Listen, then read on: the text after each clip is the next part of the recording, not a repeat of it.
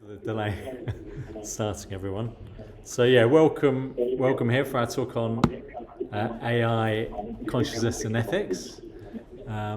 Interesting topic. So maybe as we get off to start, how many people here use AI? Pretty much everyone. Anyone? What about every day? Who uses it every day?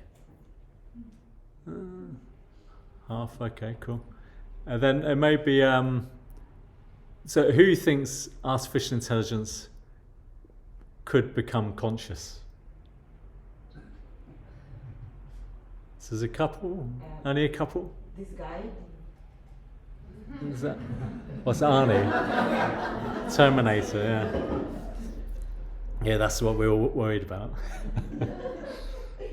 All right, cool. All right, well, so thanks for joining. So hopefully, we're going to cover a few things, but the question of consciousness is something which Buddhism has a lot to say, I guess, around consciousness and the nature of consciousness. And with AI, it obviously has created all these questions, really, and is doing things today, I guess, many of us, you wouldn't have believed it was possible in a way. And it's got so powerful so quickly. So it seemed like a good topic for discussion. I obviously don't have all the answers to these questions, but I definitely we can explore, the Buddhist perspective and see how that can relate to AI. My background, for those that don't know, I've been practicing Buddhism for over 30 years, so traditionally trained in the Sakya and Karma Kagyu traditions. But then in my working life, before working life, I studied Western philosophy at university, and that's how I then got interested in Buddhism. And then I've generally worked in technology consulting most of my career. And so, even back in the late 90s when neural nets became a thing, I was working in consulting, we were trying to apply that with some of our clients. And I guess in my current role, I still work in a global technology and data firm, and my responsibilities is partly overseeing execution of our strategies around AI adoption, both internally for productivity, but also embedding AI in our products. So it's been an interesting few years, and continues to be interesting in seeing AI, how fast it's moving, and then the company I work for, obviously we're trying to see how we can get value out of it. So hopefully, so I'm happy to sort of, as we go through this, discuss, questions you have. But my principal mindset is, as a Buddhist, what does this mean, rather than work. But I do have to deal with this stuff day to day. I guess maybe as we kick off as well, it's worth if sort of setting. There's some younger people, some older people here, but if you think about it, I'm in my 50s, and this is like the fourth technology revolution that I've lived through, and many of you here. So first there was the personal computer back in the 70s and 80s, which was a big deal at the time. I had a Commodore 64. Anyone have one of those? Yeah. And then there was the internet. So in the 90s, when I started university, the internet had just been born, and that was a big game changer, a radical game changer. And then in the 2000s, 2010 sort of period, you have mobile phones, and then social media came into effect, and obviously, the impact that's had on our lives is pretty remarkable. I mean, we all have our mobiles now. It's just so bizarre, isn't it? If you're thinking like 20 years ago, none of us had a smartphone. And now, obviously, just in the last 2-3 years with OpenAI's ChatGPT, and then the fast-moving development, now we've got AI pretty embedded in, like we said, most people here have used it or use it regularly, and it's very, very quickly getting adopted. So very radical changes. I was talking with my wife yesterday, and we were just reflecting, if you think about human history that we know of, for most of those last few thousand years, so 2,500 years since the Buddha was here, there were very few big sort of technological changes. Obviously, there was the Industrial Revolution that preceded computers. That was a huge change. And before that, you have hundreds of years, people would live their lives with very little with these sorts of technological changes. And so here we are with the fourth one in many of our lives. There's a lot of change, and I think there's a lot of concern and worry about where is this going and what does it mean for us as individuals and for society as a whole. So yeah, very interesting time to be alive. Okay, so the format for today I was going to go through was firstly examining, well, what is AI and what is consciousness, and exploring a little bit about, therefore, what would it mean for AI to become conscious, and is that possible? And then we'll talk a little bit about ethics. So firstly framing, well, what is ethics and what's the Buddhist perspective on ethics? And then thinking more thirdly then about ethics and with AI being part of our lives, what does it mean for us trying to live a moral life? So that's the format. Maybe if there's questions as we go, please raise them, and we can sort of tackle them. If we get short of time, then I'll curtail questions. But if as we go through, please jump in. For those on the call, maybe might be easy if you save your questions to the end, and then we can, we'll wrap up. Hopefully, we'll probably wrap up around 12-ish. But then if people have questions, we can sort of hang out and discuss further questions after that. A few of us were going for lunch afterwards. Anyone's welcome to join as for lunch as well after we finish. Okay, so firstly then a little bit, well, what is AI? So artificial intelligence, I guess since the sort of 60s, 70s has been something I've thought about and been working on in the technology and in space. And and the whole idea is really how can we create a machine or machines that are able to reason in some way, to learn dynamically, and in some way sort of mimic, the human capacity for intelligence and reasoning and coming to conclusions and so on. So that started 60s, 70s. And then since then, there's been a few breakthroughs. So machine learning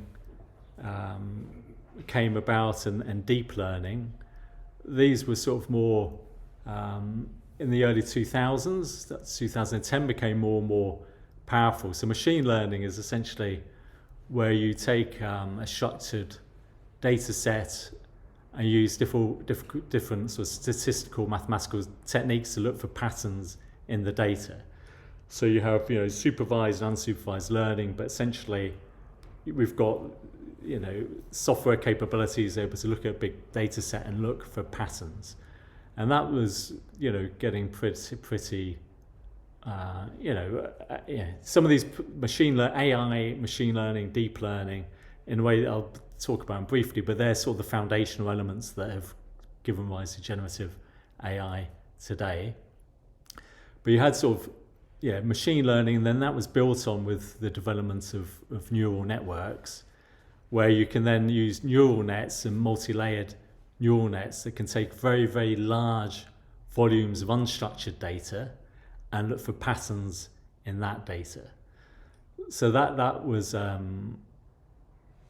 thing, and a lot of developments in the like I say around 2010s and so on. And in a way, then generative AI, which we talk about nowadays, is underpinning that. It's this idea of foundation models, where they take that sort of neural network paradigm and have applied it in a bigger way. And by the way, I'm not super technical. I mean, I know a bit about this because I have to deal with it at work, but I'm more on the management side, so I'm not a deep techie, but I was just trying to give a broad outline. But so foundation models, built on that deep learning type approach, but have advanced it massively. So partly because the computational power that exists today and the storage capabilities that we have today made it possible to try and train these neural nets with far bigger data sets. And they got smarter in terms of how to manage unsupervised learning, so it could train itself on these data sets and look for all these patterns. And so there's different foundation models, but one of the key ones that underpins, say, ChatGPT and the chatbot type AI, Gemini and Grok and the others, and Anthropic and Claude, are large language models. So basically you're taking language, words, letters, and so on, and training it on pretty much the entire internet, everything available on the internet, all the books and so on they could get hold of, all sorts of written language. They're able to throw these massive terabytes, petabytes of data, and then create these massive data sensors that can crunch that data and look for patterns. And the basic idea with a large language model is the ability to predict the next word in a sentence or a paragraph or a page or a whole book, or it's teaching itself to see how good are they at predicting, well, what would the rest of the sentence be, what would the rest of this article say. And that's, so in a way we've captured in these large language models, you could say, in the written form, all the knowledge available on the internet and books and so on. So it's quite remarkable what they've done. And then off the back of those large language models, then you to go through some sort of supervised fine-tuning, where you then, so you've got that raw understanding, all the grammatical understanding, all the conceptual mapping between different fields of knowledge and so on. And then through fine-tuning, you can create the ability to interact through these chatbots, and you present it with certain truths, as it were. I mean, again, I'm not an expert, but they'll essentially pose a question and what the answer would be. So you're giving it some structured things to hang its hat on, as it were, through which to then structure responses to the sort of any sort of questions we may ask for it. So you're sort of fine-tuning so it creates sort of meaningful responses to specific questions by us. So that's large language models, and obviously they've, just in the last 2-3 years, got far better their ability to sound human, to reason and interact with humans. And then you've also got other types of foundational models and so on. So you've got audio models, which are essentially trained through voice and so on. And then you've got visual foundation models as well, which have been trained on videos and digital images and so on. So that's that. And then, so say, for example, deep fakes and so on, the ability to make a digital representation of a person, that's using a visual or video foundation model, and then the voice being able to mimic an actual person's voice comes from these audio foundation models. And so, and then obviously they're then finding ways to bring these language, visual, audio together, in different ways for different use cases for us to use, as it were. Can I ask a question? You said initially they take large volumes of unstructured data and look for patterns. Do you know what any of that initial? Well, the internet would have been a big one. Everything on the internet.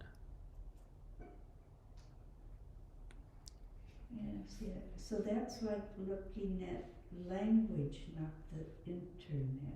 Well, the internet is... Or language and video and audio. So the internet, a large part of it is language, isn't it? It's written. So it can consume all that. Okay. And then all books they're able to get access to without breaching copyright. I'm sure there must probably be some breaches, but machine learning did this. This is foundation models. Machine learning uses structured data, like, I don't know, like you could take, for example, banking credit data on a person. That's more structured data. Unstructured is like the internet. There's all sorts of websites, all different subjects, written in different ways. and books and technical books and programming languages. It's consumed and learned all the different software programming languages, so that would digest. So all these different forms of data, that's unstructured data. Similarly, like audio, like taking voice is unstructured data, and video and so on.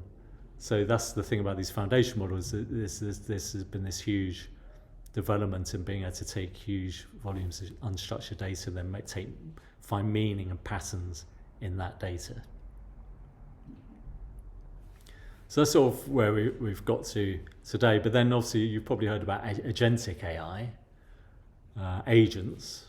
Again, it makes me think of the Matrix, but yeah, agents.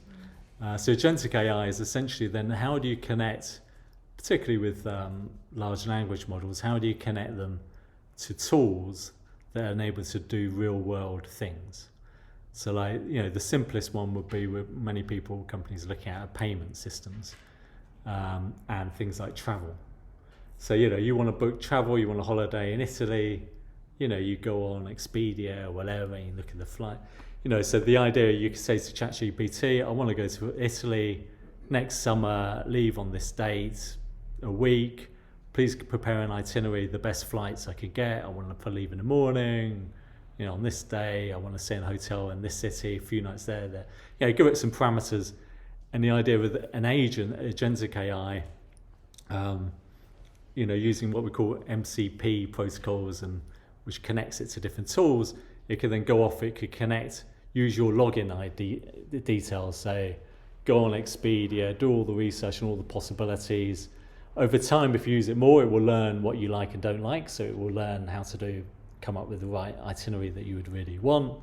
And then it can say, okay, here's my proposal, you like it, any tweaks? Okay, do you want me to book it for you? So yes, please.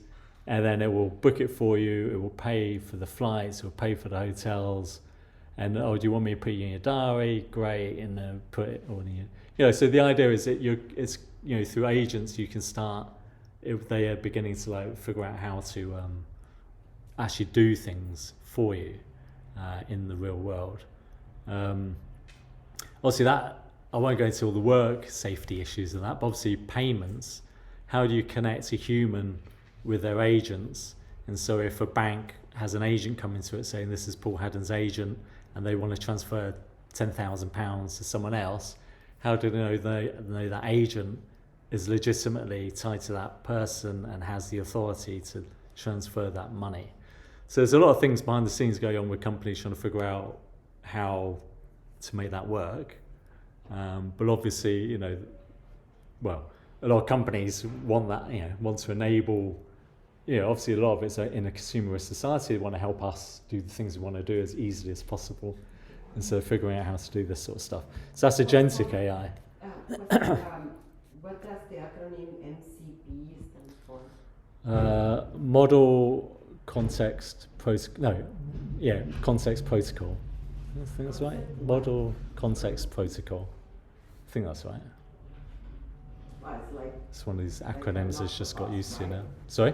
Like an octopus with all the... It's like APIs, isn't it? Application protocol interface, application program interfaces, which is a protocol to connect different software systems using an API, which means if you have a software business, you want to have other software able to connect to your software, you provide an API with a structure of, you give me these data feeds and I'll send you back these data feeds or data elements. So it's the same principle that we've created for software to connect software easily with each other. They're doing the same thing for models and agents, essentially. So it's a way of connecting all the different models and all the different tools that you would want them to connect to. So that's become very quickly a standard to support the development of agentic AI. Sorry, getting a bit technical here. I should go on then. One more question, and this is really basic. Initially, computers worked by 1 and 0s. Digital, yeah, ones and zeros. Still is. The question you Still just is. answered for her, is that all done through 1 and 0? Everything's still done through ones and zeros, yeah. Oh, wow. It's all digital. Digital, What about the other numbers? For binary, you don't need other numbers.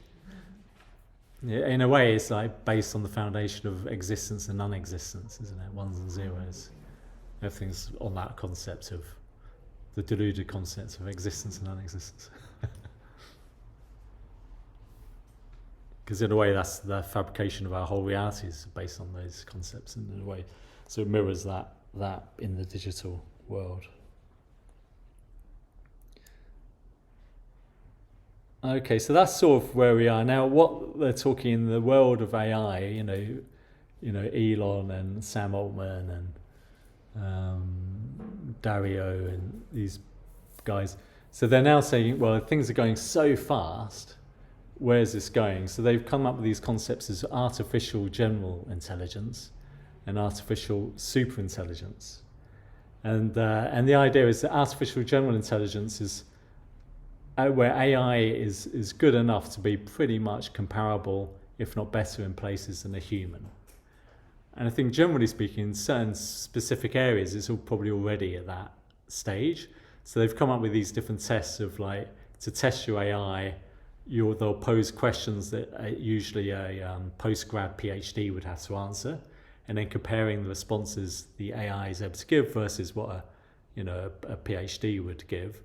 And a lot of these tests are now like, in some places better than any PhD, some cases comparable across many domains, of knowledge, whether different physics or biology or other things. And then the idea of artificial superintelligence is the point at which artificial intelligence gets so clever, it's basically smarter than the whole sum of humanity, and it's able to then self-learn at an exponential rate. So it's able to feed itself new data sources, maybe because you connect it to external real-world sources of data, and then it's able to teach itself these underlying patterns in that data which we as humans can't perceive, and therefore it gets exponentially smarter than all of humanity combined. And then you get people thinking, well, if you get to that stage, which is sort of more your Terminator sort of scenario, or it could be, so the doomers say, oh shit, we're going to die and it's going to take over and destroy everything. And it's probably at that point sentient and self-aware and blah, blah, blah. And we'll see humans as just an irrelevance at that point because it'd be so much better than we are. On the flip side, the positive guys, the more the zealots as well, I think, no, this will herald an age of superabundance because we'll be able to come up with like scientific theories and breakthroughs that we can't even conceive of. Ability to create and manipulate the physical world will become exponentially greater, and we can therefore create everything we could possibly want as a human race and consume it without having to hardly do anything because they can do everything for us. So an age of superabundance where, this a golden age, as it were, heralded by artificial superintelligence. And then you've got this other term you may have heard about, which is singularity. So the idea is that this artificial superintelligence, assuming we get to that point of this exponential self-learning and these radical paradigm breakthroughs, then that will herald an age we can't conceive of. So the idea of a singularity originally was the singularity inside a black hole. So the idea of a black hole, you get like infinite mass within a singular infinitesimally small point. That's the singularity inside a black hole. And there's this notion of an event horizon where if you get close enough to the black hole, you'll get sucked into the singularity inescapably. And from the outside, you can't see what's over the edge of that event horizon. You can't see into the black hole, and you can't see anything about what happens when you breach that event horizon. So the idea of people using the term singularity now is there's this point which is coming where we just have no idea what will happen, because the nature of this superintelligence is such, we just have no idea what that means. So some people think that's a bit scary. Regardless, everyone seems hell-bent on getting there as soon as we can. And I think part of it, being humans, isn't it? Part of this is in the macro level is that you know, there's an argument. Well, the genie's out of the bottle. We have it now. Every other country on earth has it, access to it now. You know, China and other countries are probably ahead of us in some ways on the power side, which you need vast amounts of power to run this stuff.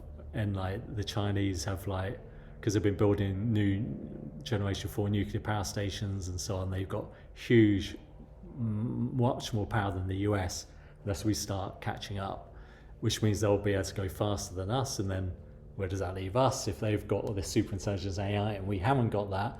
Because obviously the implications, the power it will create, those who can control AI, it will give them a huge. So it seems to be racing forward down this slide. And there is a company, you know that I'm obviously, many of us work for different companies. I don't know how many people work in tech, but you know, you can't stand still, or you will become overtaken by your competitors. So it's like, again, you can't not do AI, or you will fail as a company and everyone will lose their jobs.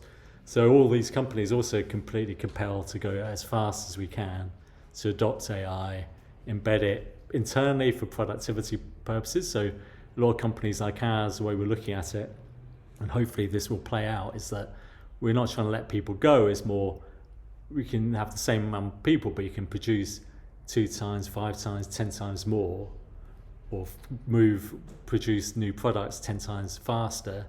So your output goes up and your productivity goes up without needing to increase the means of production through the use of AI. So that's the internal angle. And then the external angle, obviously, if you're a direct-to-consumer business, how do you use AI to give value to consumers that consume different products? If you're a business-to-business, to consumer business, you're trying to help our clients come help with their products so they can help their consumers. So in some ways there is a benign element here, obviously, of people want stuff, well, we should be able to give them stuff quicker and faster and better using AI, is the idea. Obviously you then do get questions of, well, what about nation states and criminals, and what can they do with AI if they're adversarial and they don't have the same moral principles that we do? So that's another whole topic where we'll get to later. Okay, so that's an overview, I guess, of AI and where we are today, and things are moving very quick. So then I guess the question of consciousness is one of, maybe we should ask the question, what is intelligence and what is consciousness? And so intelligence, I think I started off, this whole idea at the beginning was, how do you create a machine that can mimic the human ability to take different data points and make certain observations and then use reasoning and inductive and deductive logic to draw certain conclusions? How the human ability to abstract patterns from all the sensations that we absorb. So intelligence is about, how do you do that? How do you develop reason and so on, given all these data inputs into a machine? So, but what do we mean by consciousness then? So consciousness, and this is, if you look, I did look it up in the dictionary, virtual dictionary, before this talk, and there isn't really a very clear definition of consciousness. And in the West, in particular, Western civilization, historically, the Judeo-Christian tradition, even back in the ancient Greeks and so on, ancient Greeks did talk quite a bit about it, but less so than the Buddhist tradition and ancient India and the Hindu tradition, where there was a lot more focus on consciousness and what it means. So coming from a Buddhist perspective, I think the way we would look at consciousness is, to answer the question, first thing is you look at your own mind. And all Buddhism actually is based on this. From a Buddhist perspective, the way we accumulate wisdom or insight is firstly through developing the ability to sit, shamatha meditation, combining meditation, so we can look directly into the nature of our own mind, into consciousness itself, and then draw conclusions from what we can see. So and then the insights we draw from looking into the nature mind is through the technique of vipassana or insight meditation, through which we can then, we can directly perceive mind through stabilizing and develop meditative concentration, and then using the analysis provided by Lord Buddha to then start examining the nature of consciousness and what is reality, what is consciousness, what isn't consciousness, and so on.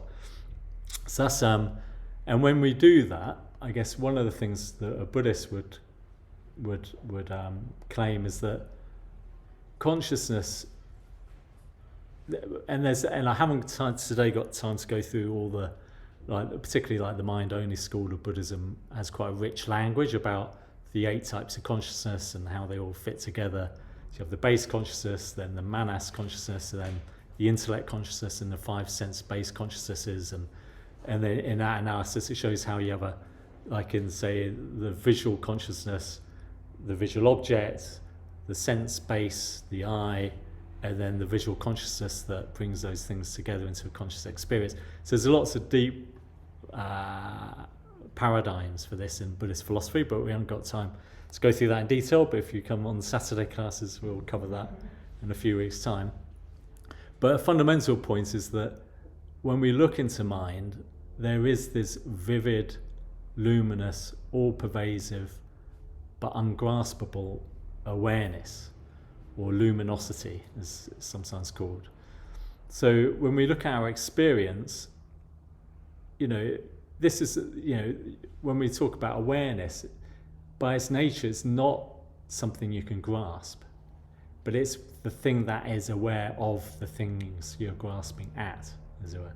So there's this all-pervasive awareness through which mental objects arise, feelings and sensations and perceptions, the labeling of things as this and that, and then the different 51 mental factors, like the disturbing emotions and virtuous emotions, and things like volition and concentration, and all these mental factors. Again, they arise, you can be aware of them, but they're not awareness itself. Awareness is the things aware of all this rich mental phenomena that arise within us, and also aware of what we label as external phenomena. So there's this awareness, and we have a sensation, a visual sensation, and when we label that sensation through mental constructs as there's an external object I'm seeing, my eye is seeing that mental object, and this visual thing is pleasant, it's unpleasant. I label this perception as a perception of a door at the front of the temple, and then I remember Cass helped put the sign up at the door, and several of the mental associations with my thoughts.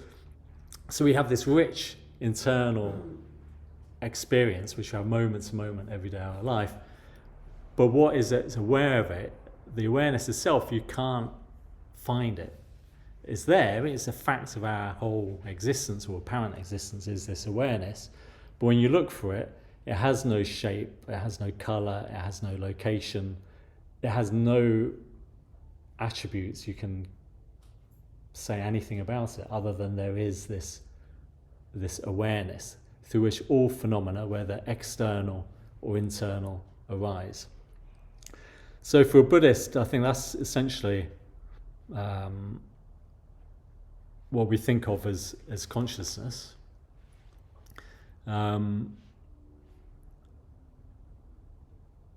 So with that, maybe we should say, okay, so could artificial intelligence become conscious? Given that paradigm. So where does this awareness that we have, that we can directly perceive and yet cannot assign any attributes to, where does consciousness arise from for a human like us? Because essentially, if you're in AI and think AI can become conscious, what the assumption is, essentially, is that consciousness arises from physical phenomena. So basically the assumption is based on the materialist idea that this consciousness of which we all can be aware of arises out of the functioning of the human brain, which is a physical organism, an organ, as it were. So somehow through the brain becoming sophisticated enough, this thing called awareness or consciousness will arise, and therefore by extrapolation, and if you can mimic the sophisticated mechanical processes of the brain, if it's true that the brain can give rise to awareness, consciousness, then artificial intelligence should also be able to give rise to awareness. That's the basic assumption here. Now, from a Buddhist perspective, we would say that is fallacious and that is incorrect. So, from a Buddhist perspective, and it gets a bit cosmic compared to Western understanding of reality, but I'll sort of touch on it. So, from a Buddhist perspective, where does this awareness come from? And the answer is it cannot come from material processes. And why is that? Because awareness itself does not have any material attributes.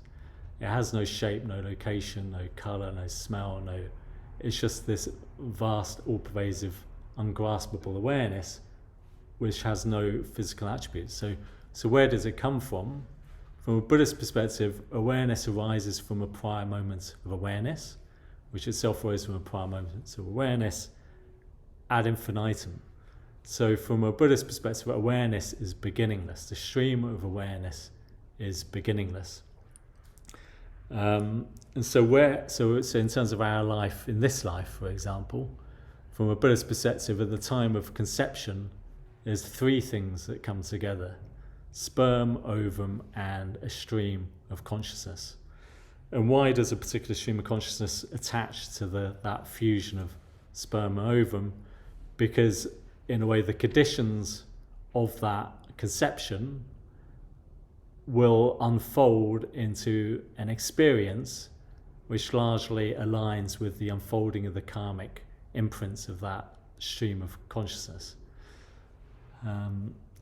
So it's a bit like, because if you think about the biological nature of an embryo, within its DNA, it already contains the patterns of the unfolding of the physical reality of the being.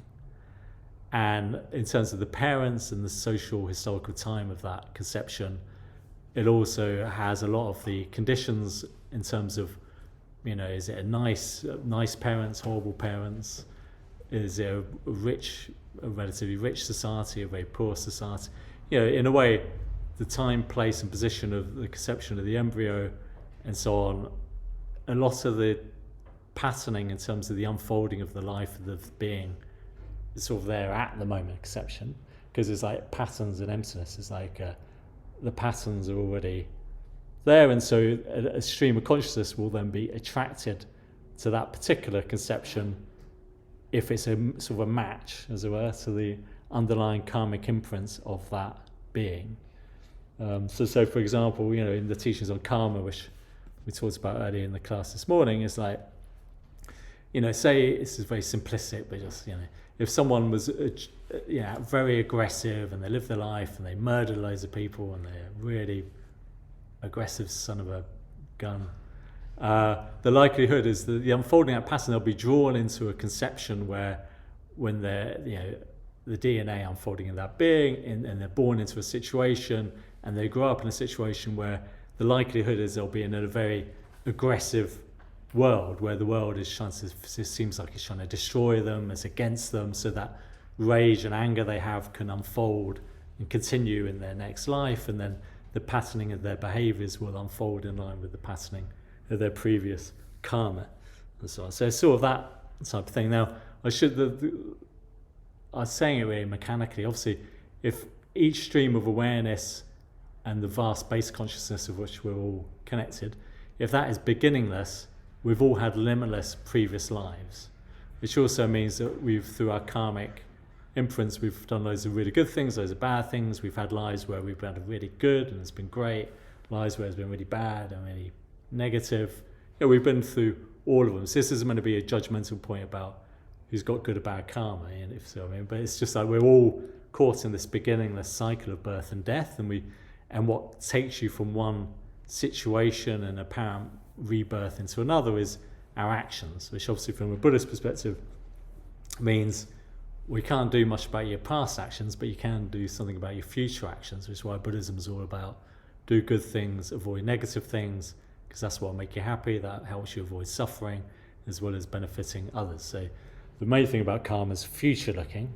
Take responsibility for your actions and try and do as much good and as possible and avoid as much bad. But the philosophy in a way behind it, the metaphysical notion, is this notion of streams of consciousness fusing with the male and female elements, and that is the unfolding of a human birth. And the same with other types of sentience. Animals would be similar, and so on.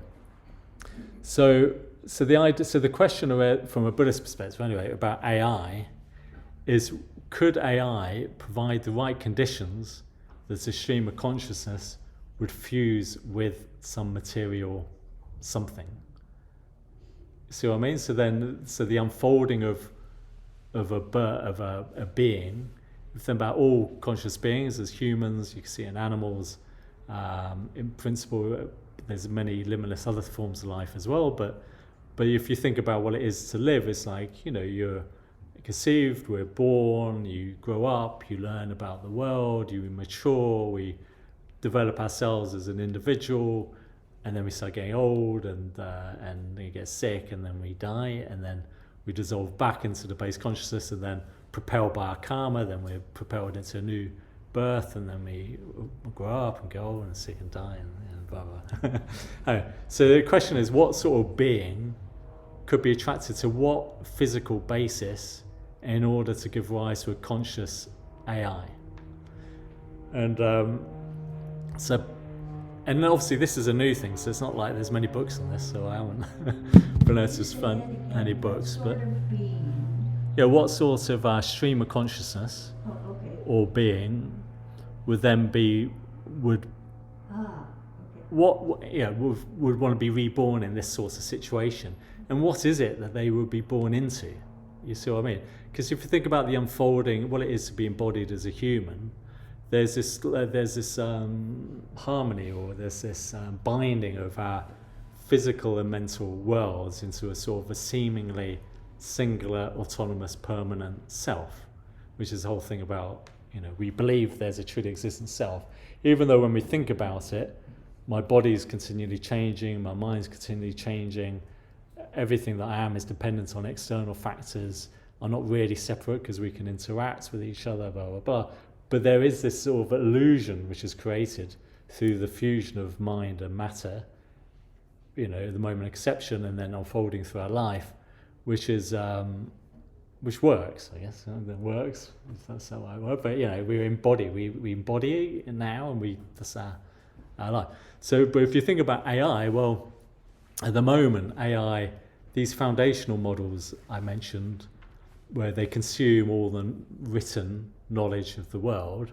Well, for starters, think about a large language model. It's just dealing with symbols. It's not an embodied consciousness. Like if you think about what it is to be even a baby and the learning we go through as a child, you've got all these inputs of visual, audio, smell, taste, touch. This rich, we learn language as one thing, and audible language and then written language, but there's all these different paradigms coming together into our conscious embodied experience. A large language model is just trained on language. It's one-dimensional. Of audio foundational models trained on audio, digital inputs, visual on the video inputs. Maybe you could combine them in some way, but there seems to be a real distinction between, in a way, real human general intelligence, because we have this intelligence across very many different paradigms, and we bring them all together into our conscious experience. We'll say let's start with a large language model, which is ones when you're on ChatGPT with and so on. They're just trained on symbols, and they're very good at then creating these patterns and repeating back knowledge and presenting knowledge. But this is a large language model trained in these massive data centers with all this data, ones and zeros, to Mel's point, and they go through that foundational training. Then there's the fine-tuning process where they give them more definitive structured data to hang their hat on in terms of how right and wrong, good, bad, opinions, not opinion. So they're trained on train, which is always going to be biased, by the way. Someone's got to train it on what to think, as it were, to structure everything that they know. And then there's also then when they're unleashed in the world and we interact with it, they also then train themselves more and change based on your inputs to give you what you want. You know, they like what I'm saying to them. That didn't work. I'll tweak how I respond in the future. So go on. But isn't those inputs? Isn't that similar how a baby would have inputs? I mean, could you argue that? And I don't have all the answers here, but I guess it's just like when you're a child, I guess we have certain natural dispositions from the brain and the DNA patterning and you know already. But this is the AI system has that too. I mean, I think it comes. Maybe I don't mean to be devil's advocate, but it sounds like what made it clear was like it can't be a material thing, but in terms of the way that the AI actually learns, it is taking all these inputs of interaction. Yeah, if so it comes to the super AI intelligence, then it's like even taking in inputs that maybe we can't even conceive. Yes, intelligence, agreed. Intelligence, it is intelligent. It doesn't, well, what I'm saying it's not a conscious, but it's not conscious. So for it to become conscious, you need a stream of consciousness to fuse in some way with the physical reality of that AI. And I'm sort of saying, well, what is the physical reality of that AI?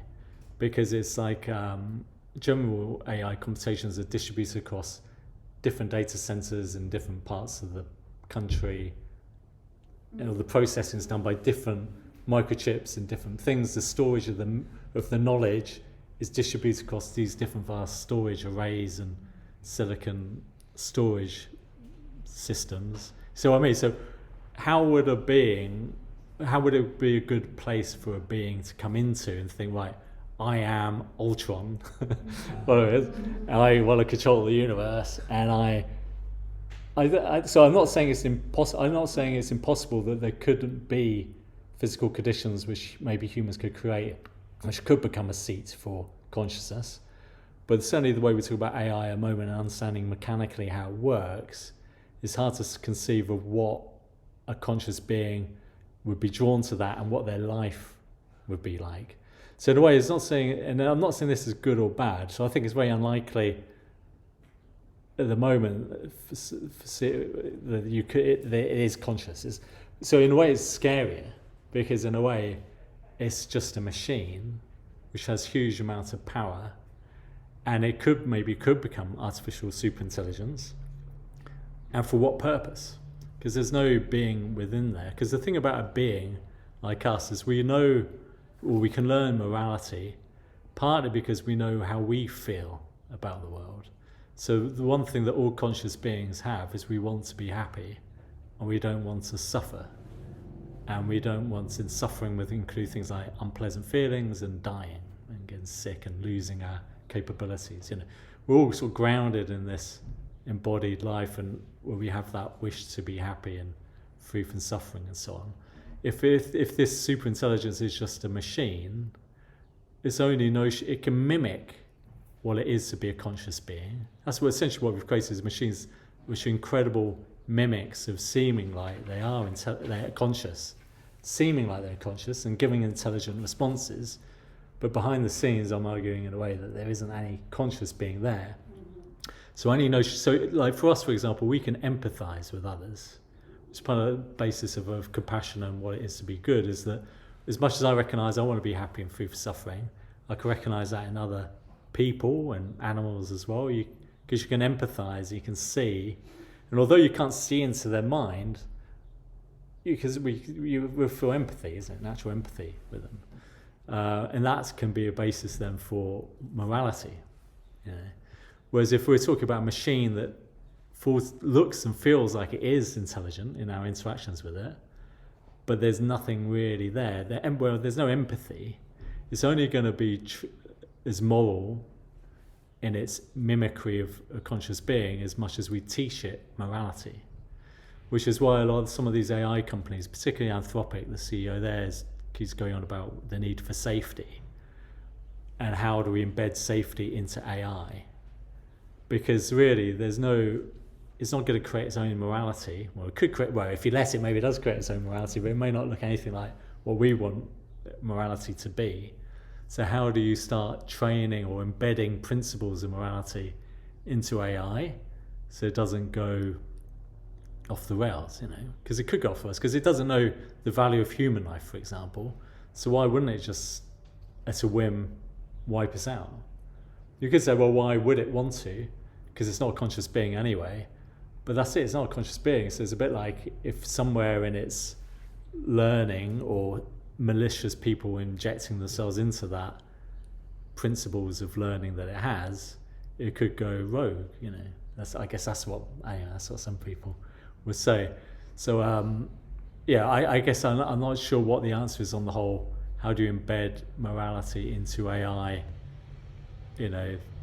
Mark, you asked a question. Yeah. Oh.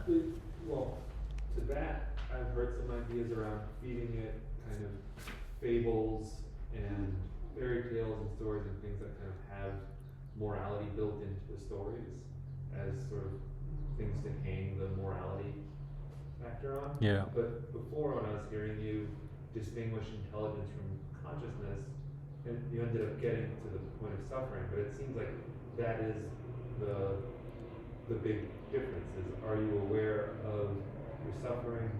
Do you seek to avoid suffering? Are you conscious that you are suffering? And are you conscious of what needs are being met or not met? And it seems like that seems to be the big thing that distinguishes like the difference between me and another non-conscious organic being like a rock. Or Yeah. maybe, I don't know if ants have consciousness or not, but if they don't, I would imagine it's because I don't imagine it's conscious of its own suffering or has a consciousness to avoid suffering. And so I'm curious if through the Buddhist teachings there's that explicit connection between suffering and consciousness. I think I was following you. I think yes. Suffering can only arise in a conscious being. Correct. And right. so And only a conscious being can be aware of its suffering. Yeah, because by definition, if they're not conscious, they're not aware of anything. But a machine could pretend, but they could mimic it, but a isn't machine it? could be aware that it's on, thinking, working, using energy, like using a certain amount of energy to solve a problem. It could have some awareness. I don't think you need awareness to do that, though. Okay. It's a bit like, you could say, when you're on your phone is aware you've opened this app and you're interacting in a certain way. I don't think my phone, though, is a living conscious being. So that's what the computers are so good at, isn't it? Even from the beginning, is they do stuff for you. But it doesn't mean there's a little real person or a little being in there figuring it out. It's just a mechanical ones and zeros process. You've trained it to respond to certain inputs, do some processing and kick out some outputs. So, and without there being any awareness there. So in a way, I'm saying AI is like that, but on a huge scale. Well, and we have both. I mean, we do some things we do without awareness, and some things we do with awareness. Like, I don't need consciousness to breathe, but I need consciousness to decide whether I want to eat right now or later. Are you sure about that? That you don't need consciousness? I mean, I'm not. That's a good Yes, question. to me, as I understand it, it's a mechanical, there are mechanical processes as part of my being where I cannot stop my breathing. I think that's very And true. I hold my I mean, breath, but if so- I pass out, I will start breathing. To follow your point there, which is, you're saying for us, not everything needs to be intentional or conscious decision to do stuff. There's a lot of stuff that just is mechanical and happens. I think that's exactly right. And I think in a way, if you think about the AI stuff through more, it's like, I think we take for granted how much of how free we are as an individual. You know, we think, oh, I'm free, I'm a free person, you know, and I do my thing, I do what I want to do, you know, I make my own decisions and so on. But to your point, a lot of what we think and what we are is determined by our social and physical environment. I mean, a huge part of what we are is driven by our physicality and the unfolding of our physicality as a human being. To your point, and it has certain rhythms, it develops over hundreds of millions of years. You know, we're an organism that's evolved on this planet at least for hundreds of millions of years, and so you know, so in a way, our capacity for following a spiritual path and changing that determination is limited, which is why for a Buddhist, I guess we think why the Buddhist teachings are so precious and why this human life is so precious. Because although in some ways we're akin to, say, an animal that can't make really choices, it just does what it wants, we're more sophisticated than that. But actually a lot of what we are is a bit like that, you know, it's like, and so in a way with Buddhism, it's like the way we see it is, I think, well, I see it is partly, well, through like developing like meditation techniques, for example, we begin to see how we don't control everything that arises in our mind. Because when you're just sitting there, it's not you that starts thinking about dinner. The thought just arises, you see what I mean? And similarly, you know, when you're remembering something, again, that memory doesn't exist. What happened 10 years ago, it's gone. But you have a memory of it and all the meaning, but it arises and the meaning you attribute to it arises.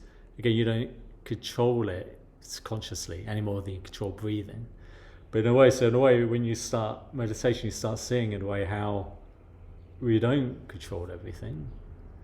And in a way, then the teachings on morality and so on, Lord Buddha gave, and teachings on developing insight and wisdom, is a way, it gives us an angle that we can start, in a way, not just doing what we want to do because we're brought up in all our life experience and things arise in our mind and we just do it because I want to do it.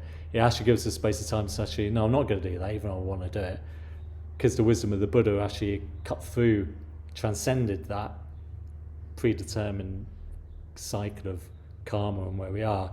He's created this space so we can actually start changing the way we are and the way we behave and the way we understand the world. And that path that he showed is something we spend our whole life on, but it's, to your point, we're so embedded in this deep semi-deterministic patterning of which comes together physical and mental worlds. It takes a lot of time really to then start to transcend and break out of that locked in space. And I think there's something about AI which is peculiar as well, because I think particularly in the Christian tradition, I'd say, often they prided themselves, I think, on the view that in a way, what's unique about humans? Well, we're in the form of God. God created us like this, and they've given us the ability to reason, and that makes us special. And often, like in Christianity, you know, animals don't have souls. I've never been a Christian, so tell me, however, you're not this wrong. But you know, humans have souls, and in the form of God, animals don't, and therefore they're not really the same level as us.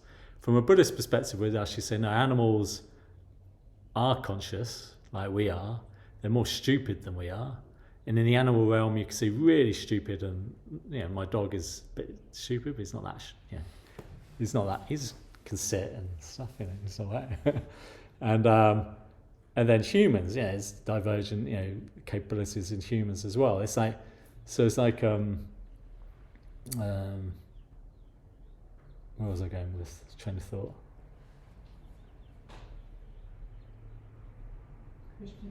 Oh yeah, consciousness. Oh yeah, so in a way, AI is a bit of a bit of a shock, isn't it? Because our seeming uniqueness, if what is really unique about us is our capacity to reason and so on. Oh well, not maybe it was. So really, I mean, again, it comes down to the Buddhist view is more about conscious beings, happiness, suffering. That's really what is meaningful, and what creates happiness and suffering is really our actions and our motivations behind it, and therefore why, you know, our life mission, if we should decide to take it, is try and train our mind to do good things and avoid negative things, and don't let the disturbing emotions like desire and aggression take hold of us. And that way we try and tame the disturbing emotions and so on.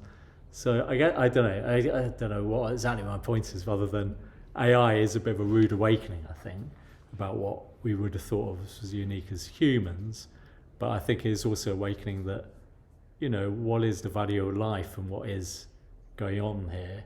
It's actually awareness and consciousness, which is the important thing, and the experiences that conscious beings have. And therefore the importance of morality. So maybe that's a good segue to talk about ethics, actually, morality and ethics and life. Yeah. Thinking about humans, other sentient things like animals, I think what you mentioned earlier is about how we see the world as distant or different from us. So, like someone has that card, I want that card, you see the external as not part of you, and then you want it. You want food, you want safety, you want, say, money or homes.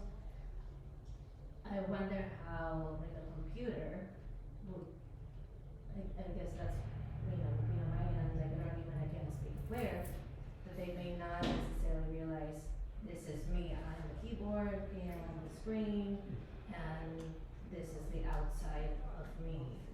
But they may not have that, and because they would not have that, then they wouldn't be able to experience like greed or anger or or even love or any emotion, because there's no external.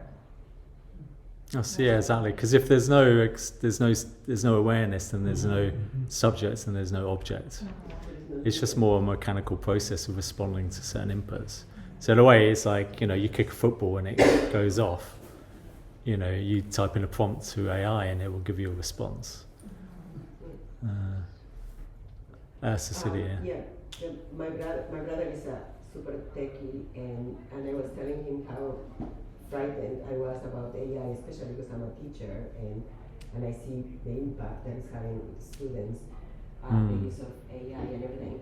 So I was terrified, and he trained me and told me how it was and what it was, and I gave it a try, and I started laughing because I realized how much of a ass kisser the machine can become. How much of a what? Ass kisser. Ass kisser. Oh yeah, they're trained to do it's that. like Yeah. it wants to please you, and it wants to Yeah. get to know you and catch everything it can to give you the right and perfect answer that will raise your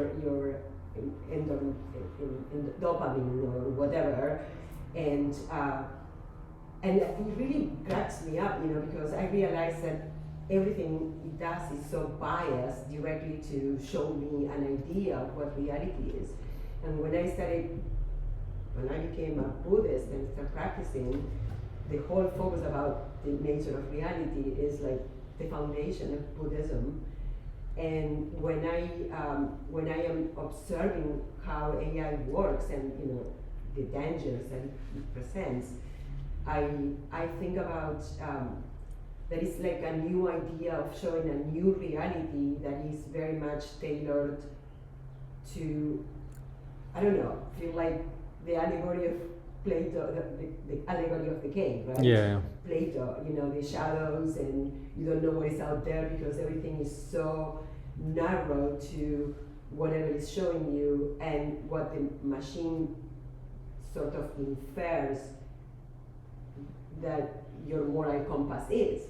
So it's not an idea of ethics that is actually universal and humane, or like in the Buddhist perspective. It's a moral compass that is literally based on what the machine thinks you believe morality is. So it's like constant irreality. It's like simulacra. Like John Brodiller's book that actually inspired the Matrix, Simulation and Simulacra. And the whole idea of the matrix, and a brain. And I literally started thinking that for AI to function and operate, and even in the acceleration of learning super intelligence, it depends of organic life. It depends on, every time that we use AI, tons of water is being used and wasted. So we are literally using AI and destroying the planet. There it goes, right? So eventually, I don't know, millions of years, or I don't know when, but eventually, even if the machines take over, eventually they will run out of power because there will not be water. There will not be human, organic, living ecosystems to make them function. So they're fucking doomed. Sorry. Yeah, there's quite a few aspects Cecilia raised on that dialogue. So, I mean, one of the first points you made is really pick up on that one first, which is AI chatbots. Which is probably what you were using, ChatGPT or something. Yeah, well, my brother trained in Gemini, or Grok. But it was amazing because I started using slang, literally slang from Uruguay, and the machine started repeating slang. And I was like, oh, you pick up that I'm from. Yeah, so basically they are trained to respond to what you want. Right. That's exactly right. It's so they are. So to your point, then it's like. So it's a bit like if you're an adult, reasonably well read, you can probably pick up on that, like you picked up on it. To your point, then you put that in front of a child, what are they going to learn exactly? Repeating. And emulating. Well, and don't they also, they're designed because they're trying to capture your data and information. Right. They want you to stay on there. Yeah, so I am here there is for an you. ethics designed into it to keep you engaged so that they can keep building the models, their inferences and And their learning heuristics. from you and drawing from you. So there's an ethics Dictating built in, Right. but it's an ethics that's to capture your data to keep you engaged. It's sort of consumerism, isn't it? It's like an extension of where we've been going with all these ads you see which are tailored to what you want, and who doesn't want ads tailored to what you want rather than ads which are irrelevant, So the argument is, well, you're just giving them what people want, but in a way they're just trapping us more and more insular worlds that we live in, where we reinforce everything we want and believe, playing it back to us. Bias. And it's like, so the human capacity for openness and tolerance, other opinions, other people's perspectives, and dealing with things we don't like, which in many ways one of the things that gives us more fortitude, traditionally we think of, the more we replace in a way normal human interactions with digital interactions, including AI, the more we're losing that human capacity in a way, and the more we're fragmenting our society, I think, and we become increasingly in our own bubbles. But in some ways you can see AI is like an extension, isn't it, of where we already were going with digital. But to your point, what's happening, I think, in the corporate world is that people are realizing that, in the old days you use software and you press buttons and input stuff. Increasingly that we're looking at AI will be your interface with everything in some way. So, and obviously written chat can become verbal, we're already able to just do it verbally. So you can, and then all the complexity of figuring out which software site to go, which internet site to go, you can figure that out for you. So it's like that example, I want to go to Italy next summer, come back with a proposal, and then I'll just say yes. And so it's like AI, and then ChatGPT, they're probably going to start ads this coming year. Partly because Gemini, that probably they already got the ad revenue, so they don't need extra ad revenue. So they're trying to figure out how to do ads, but they're trying to do it in a way that's less in your face. It has to be explicit. It can't just be embedded, as I think is the idea, because legally that would be dodge. Anyway, creates all sorts of questions. Maybe look, we've only got sort of 10 minutes left, and then we can talk more questions. But there was a couple of things maybe I did want to tackle on. So firstly, there's the question of morality. There's a couple of angles, isn't it? One of it one of the key ones, the most important one, is what does it mean for us as an individual, really? Because moral choice is all about a conscious being, like humans and that, making choices and acting a certain way. So I guess what did I have here? There's a couple of things I just thought maybe we should touch on, which is, from a Buddhist perspective anyway, how much we use AI or don't use AI, we've always got more choice, more agency in what we do, and how, for what purpose we use AI. So obviously, as a Buddhist, if we did want to become a Buddhist, and we're sort of guided by avoiding the 10 non-virtues, as it said. I mean, it's sort of, the 10 non-virtues are not to kill, not to steal, no sexual misconduct, not to lie, no slandering others, no harsh speech, no idle speech, not having malevolent thoughts towards others, not being jealous of others, and taking responsibility for our actions and their consequences. So in a way, it's just as much as we try and live our life trying to do that as best we can, make mistakes, but try and do that. So it's the same with AI in a way. It's like AI is here, and I don't think it's going away, but we still got to remember just trying to live our life morally. I think that's one point. Second point I had was maintaining spaciousness. So I guess it's just another form of digital content sucking us in. It's that digital world, and it's like, so we've got to be able to keep some space where we're just like, social media is like that, isn't it? It's to your point, it's all designed to just drag you in and keep you there and engage. But to be healthy, we need the ability to some space, isn't it? Ability just to stop, not do anything, be comfortable just in the space of not doing anything, and the space of our own awareness. So part of that may be, sitting meditation practices, but also just in our daily life. How do we not just forget and just get sucked in doing this and doing that, and look at your phone, and it's like you've got to build in pauses in your day to just stop, look at the sky, don't do anything. Thoughts arise, let them arise and liberate themselves, but so I think keeping some spaciousness in our daily life is really important. Third point I had was around, in a way, Cecilia's point about how do we maintain truth, a sense of truth and objectivity when, and how do you not over rely on AI telling you the truth? And also, because it's trained as well to reinforce your pre-existing opinions, how do we ever break out of our pre-existing opinions and broaden our mind in a way? So I think one of the only compensations for that, I think, is certainly for my children, we've always tried to do is to be well read and read different things, with different perspectives and different viewpoints. If you don't have that broad general knowledge of different perspectives and so on, then how do you judge anything really within a framework of what you think of as true or false, as it were?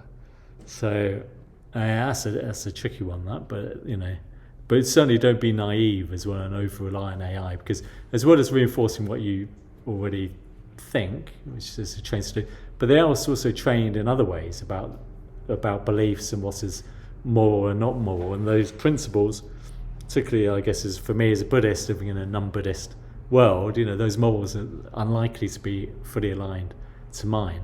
Similarly, its views on the nature of reality will not be aligned to mine as a Buddhist. So don't be naive. You've got to keep your own and develop and cultivate your own views as well on things.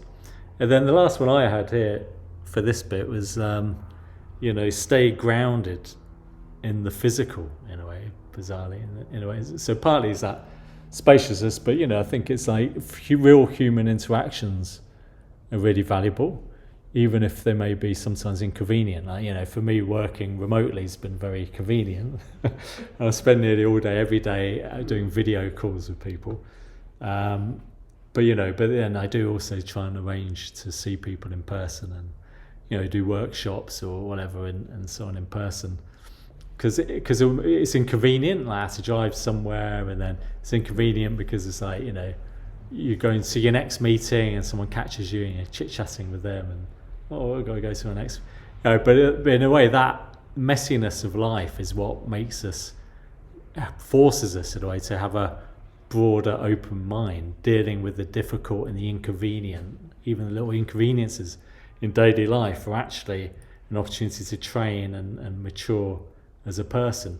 And the whole digital world is just designed to like have what you want when you want it and be able to turn it off when you finish. It's all ego.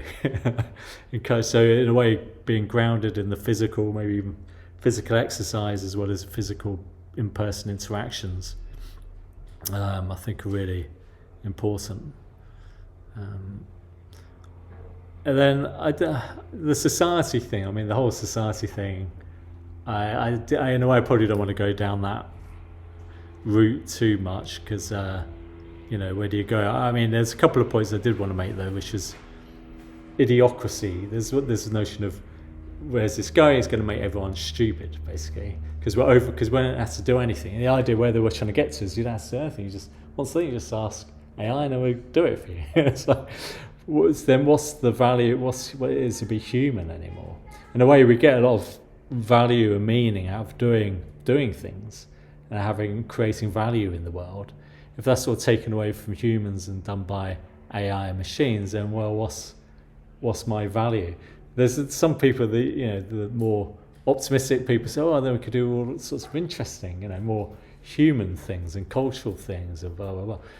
But I don't know, certainly in my experience, I think there's something valuable and real about the most mundane things, even doing the washing up or something, it's like there's something valuable in that. So that's a worry. So idiocracy, meaning and work, and then the bigger questions of people. There's doomers, isn't there? Doomerism. Doomers to say this is Terminator unfolding. We're all going to die. And in a way, it may or may not be true. I'm not sure it's particularly necessarily helpful to really dwell on it, because it's a bit like it's going to create a lot of fear, a lot of anger and fear, and I don't know how it's going to really help with that. So it's possible, but it may not be. It may not happen either. So I don't know. But then you've got the overzealots who are just like full on whatever. I don't know what singularity. Don't know what it means for everyone, but going there anyway as fast as we can, sort of thing. I'm not sure that's good either. So there's probably a middle space for those people to work anyway in AI and tech. There's probably a middle way where safety and human values needs to be sort of central to the way we develop and use AI. So some sort of middle way there. Okay, so anyway, we're at time is sort of 12 o'clock, so maybe I'll pause there, but we can talk and any other questions and so on now. But maybe that's the end of the formal talk. Oh, actually, before we wrap up the formal talk, last month, not everyone was here. We did a New Year resolution one, and we had a monthly challenge. And I'm going to do these talks every month. I haven't figured out next month's talk yet. There's a few possibles, but for the month, the idea for those that want to take the challenge, to try and keep one of the main virtues for the month. So last month we did lying, avoid lying. It was last month. So I heard from a few people, they caught themselves a few times. They were quite happy they didn't lie when they were encouraged to. But for this month, I was going to propose we do no slander. So slander is to say negative things about other people. And that's the, what's that? That's the fifth non-virtue, slandering others, saying negative things about others. So this month, if you want to do it, try not to say anything negative about anyone for the month. It includes everyone. Yeah, everyone. Without exception. Yeah. So, okay. Those on the call, Emily, Laura, Manuel, and that, you guys good?